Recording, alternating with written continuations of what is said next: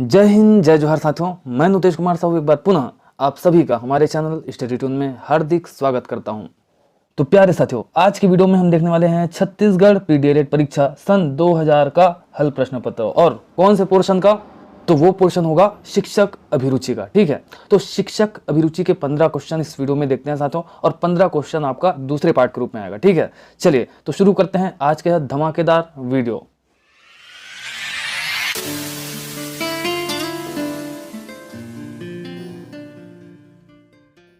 तो प्यारे साथियों, जो शैक्षणिक अभिरुचि का पोर्शन है आपके लिए बहुत ज्यादा महत्वपूर्ण है, क्योंकि ये एक ऐसा पोर्शन है जहां से आप नंबर खींच सकते हो अच्छे से। ठीक है, 30 प्रश्न होते हैं, 30 में से कम 25 आपको करके आने ही आने हैं। ठीक है, तो चलिए साथियों, 2017 शैक्षणिक अभिरुचि का पहला प्रश्न आप सबके समक्ष देख लेते हैं।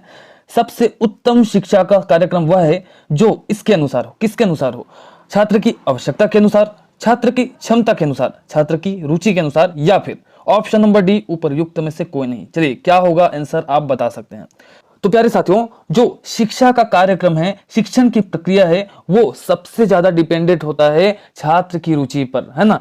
देखिए, बच्चा जो है सीखेगा कब? जब किसी चीज में उसका इंटरेस्ट हो, रुचि हो। ठीक है, तो यदि उसका रुचि नहीं है किसी विषय वस्तु पर, तो उस विषय वस्तु का ज्ञान नहीं सीख पाएगा वो बच्चा। ठीक है, तो किसी भी विषय वस्तु या फिर किसी भी ज्ञानार्जन के लिए महत्वपूर्ण है सबसे ज्यादा वो है रुचि। ठीक है, तो यहाँ पर ऑप्शन नंबर सी छात्र की रुचि हो जाएगा, क्योंकि जितना ज्यादा रुचि होगा बच्चा उतना ही सीखेगा। ठीक है, चलिए देख लेते हैं अगला प्रश्न साथियों।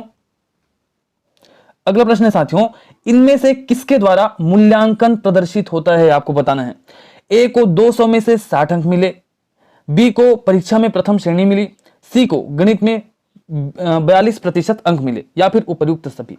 ठीक है, तो किस सेंटेंस में आपको लग रहा है कि यहां पर मूल्यांकन हो रहा है, या फिर ये सेंटेंस जो है मूल्यांकन से संबंधित है? तो प्यारे साथियों, एक बात बता दूं, जब भी कोई डेटाबेस दिया जाता है मूल्यांकन का, ठीक है, तो वो हमेशा परसेंटेज में होता है। ठीक है, तो यहां पर आपका आंसर हो जाएगा ऑप्शन नंबर सी। सी को गणित में 42% अंक मिले। ठीक है साथियों, तो ये आपका राइट आंसर हो जाएगा।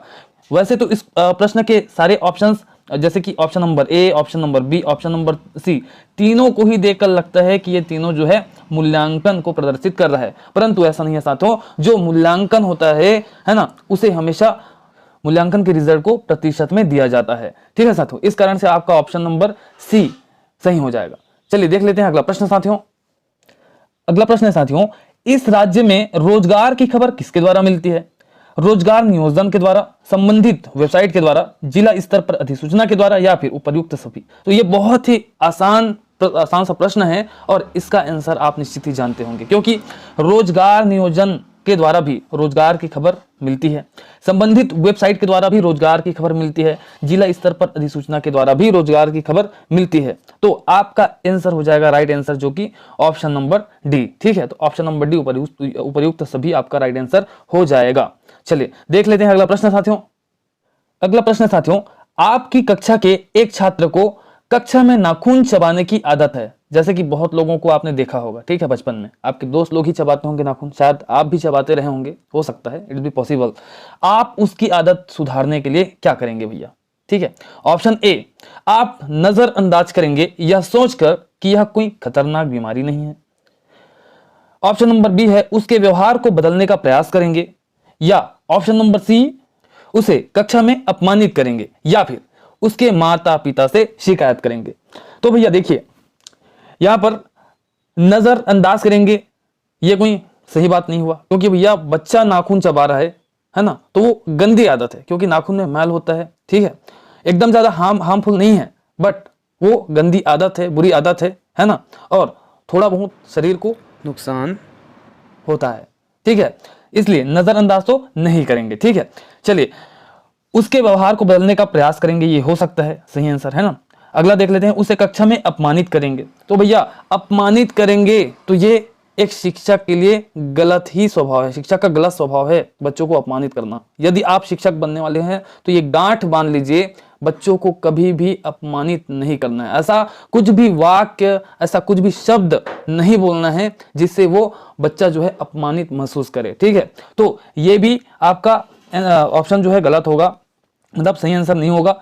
ऑप्शन नंबर डी है उसके माता पिता से शिकायत करेंगे। भैया उसके माता पिता से शिकायत करेंगे, क्या होगा, समस्या का हल होगा क्या, नहीं होगा, बल्कि अगर दाई दादा कुटकुटले मार डारी हो लइका ला, है नहीं, औ कुटकुटले मारा थे का सुधर जाए लइका, नहीं सुधर सके, ठीक है। तो ये आपका ऑप्शन नंबर डी भी गलत हो जाएगा।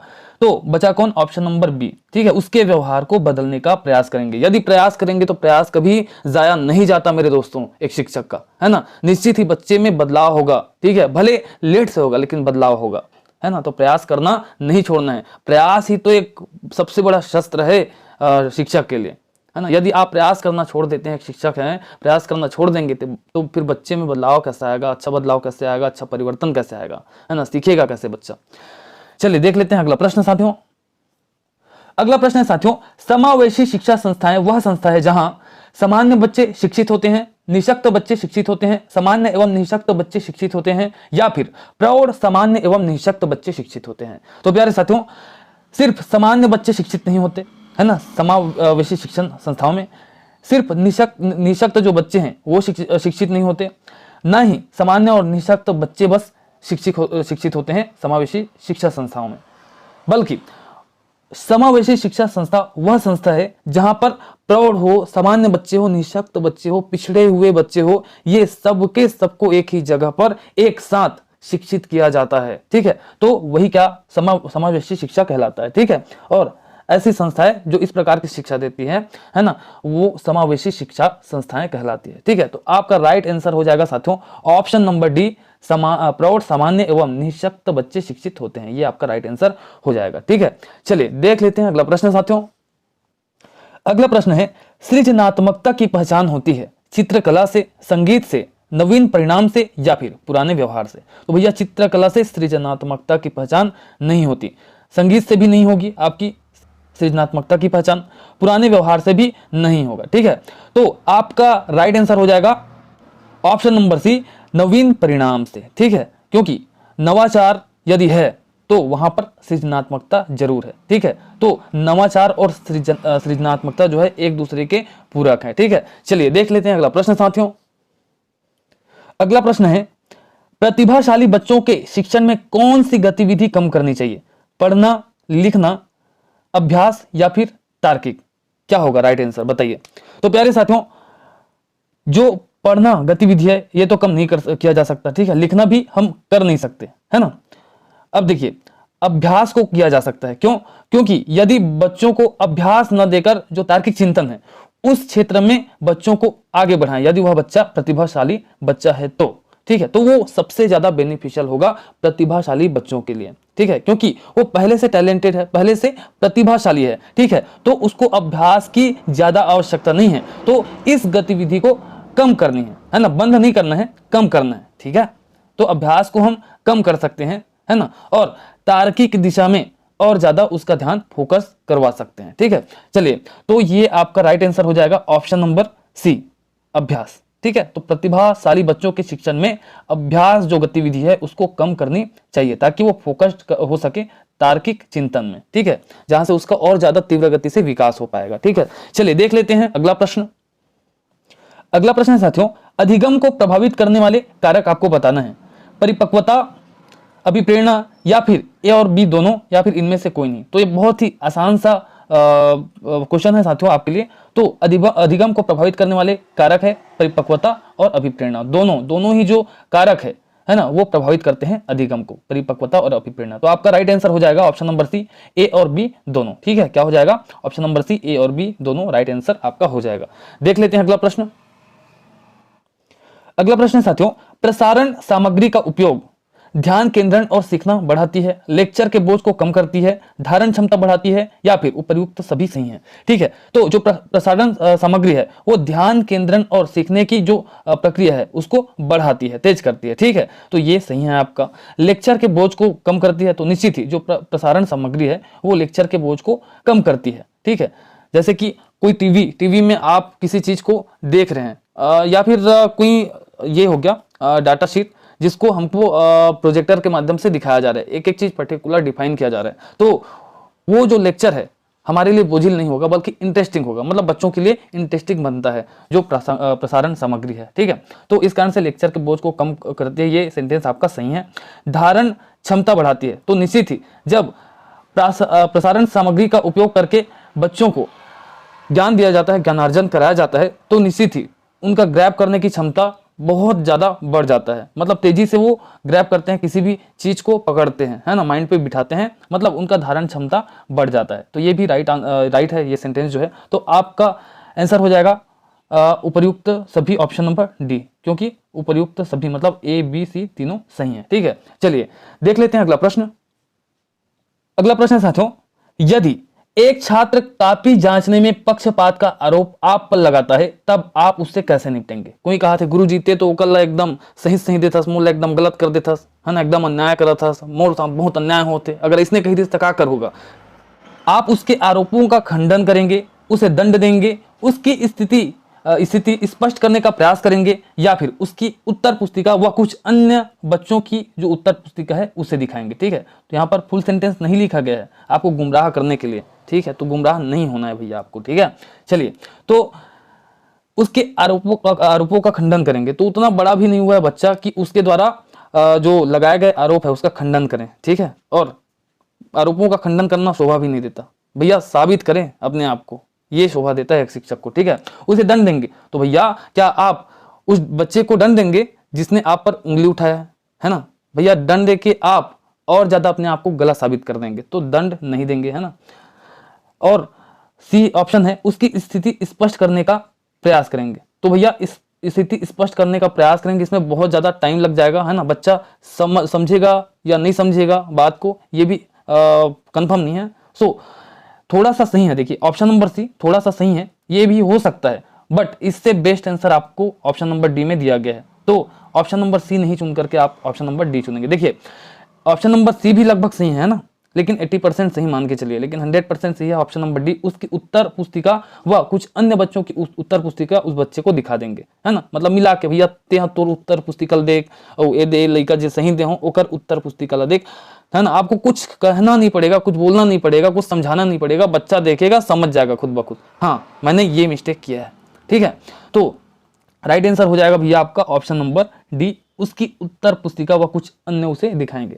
प्यारे साथियों, इस पोर्शन में 15 क्वेश्चन दे रहा हूं, क्योंकि बहुत ज्यादा लंबा हो जाता है यार वीडियो, है ना। ठीक है, मुझे भी अपलोड करने में बड़ी समस्याएं आती है, क्योंकि हमारे गांव में साला नेटवर्क ठीक से चलता नहीं है, बड़ा दिमाग खराब होता है। जियो के नाम पे पूरा छलावा है, लूटते तो पैसे हैं हर माह, लेकिन डाटा स्पीड बहुत ही कम देते हैं, मैं क्या बताऊं।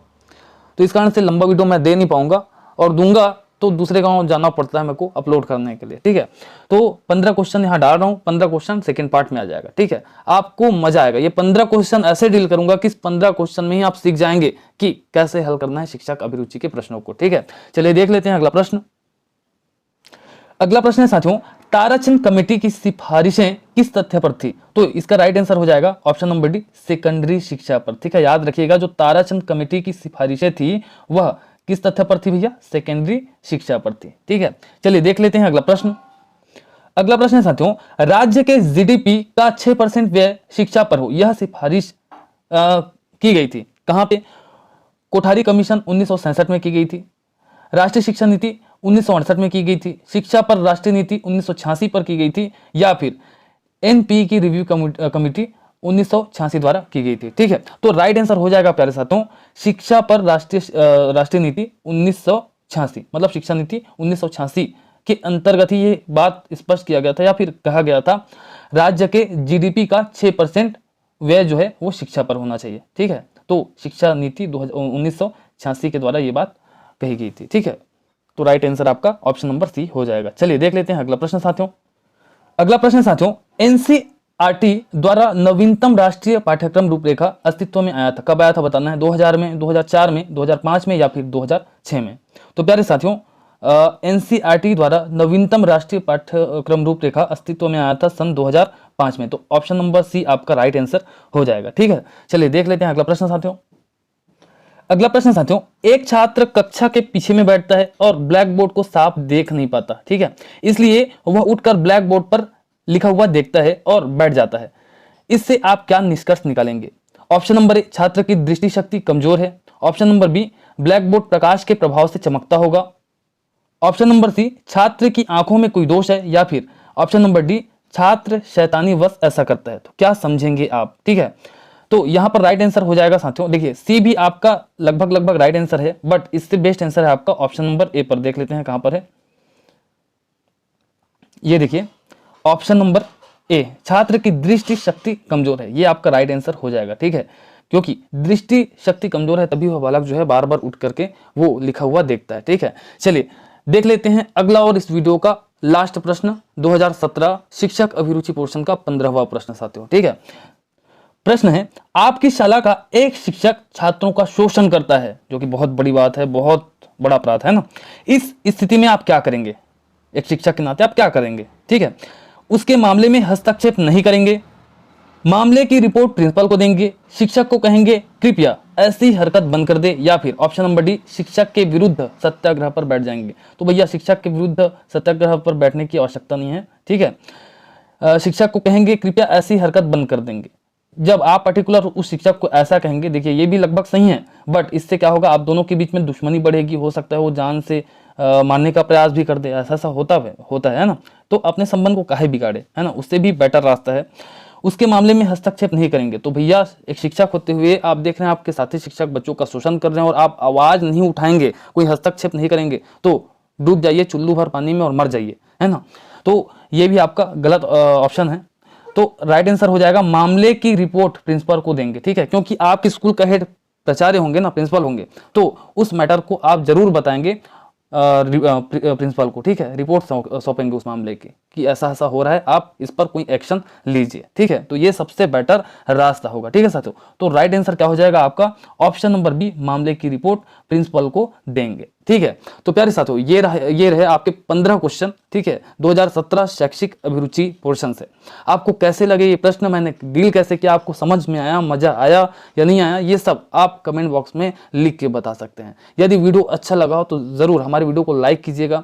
अभी तक हमारे चैनल को सब्सक्राइब नहीं किए हैं तो सब्सक्राइब कर दीजिएगा, बेल आइकन को प्रेस कर दीजिएगा, क्योंकि इसी प्रकार बहुत अच्छे वीडियोस हम आपके लिए लेकर के आते रहते हैं। तो प्यारे साथियों, आज की वीडियो में बस इतना ही, मिलते हैं अगले वीडियो में, तब तक के लिए जय हिंद, जय जोहार, जय छत्तीसगढ़।